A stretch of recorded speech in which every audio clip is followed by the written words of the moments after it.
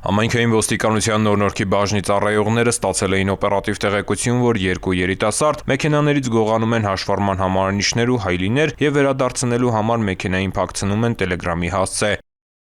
Տեղեկությունն իրացվեց ոստիկանության գվարդիայի 2-րդ գումարտակի 3-րդ վաշտի ծառայողների հետ։ Նոյեմբերի 8-ի առավոտյան ժամը 5-ի սահմաններում Գյուլիքևխյան փողոցում երիտասարդները հայտնաբերվեցին գողոնը ձեռքներին։ Ավտոմեքենայի հաշվառման համարանիշներն ու կողային հայլիները նետելով նրանք դիմեցին փախուստի։ Աչափնեկ թաղամասի բնակիչ 23-ամյա երիտասարդի փախուստը կանխվեց և շորթում կատարելու հիմնավոր կասկածանքով նա ձերբակալվեց ու տեղափոխվեց համայնքային ոստիկանության նոր-նորքի բաժին։ Որոշ ժամանակ անց հայտնաբերվեց նաև 30-ամյա երիտասարդը։ Գողության թիրախ դարձած Ford Mach-ի ավտոմեքենայի դիմապակուն փակցված էր տելեգրամյան հասցեով թերթիկ։ Ֆորդի տիրոջից ընդունվեց հաղորդում, ըստ նրա պատճառվել էր մոտ 100,000 դրամի վնաս, և սա միակ դեպքը չէր։ Ըստ նախնական տվյալների, նրանք տելեգրամյան նույն հասցեով թերթիկ էին փակցրել նաև Հովհաննիսյան փողոցի բակերից մեկում կայանված Honda Mach-ի ավտոմեքենայի դիմապակուն։ Հոնդայի տերը նույնպես տվեց հաղորդում, որ նույն գիշերը գողացել են մեքենայի կողային հայլիների ապակիները։ Կազմված փաստաթղթերն ուղարկվել են Ավան և Նոր-Նորք վարչական շրջանների քննչական բաժին։ Նախաձեռնվել է քրեական վարույթ, հանգամանքները պարզվում են։